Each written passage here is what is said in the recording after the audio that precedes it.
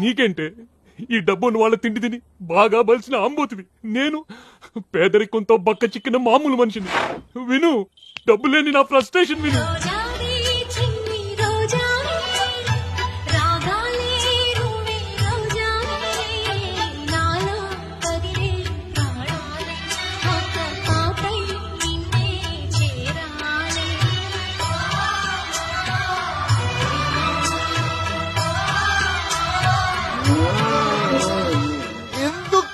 మీకు ఫ్యామిలీస్ ఎంతో ఫాలోయింగ్ ఉంది.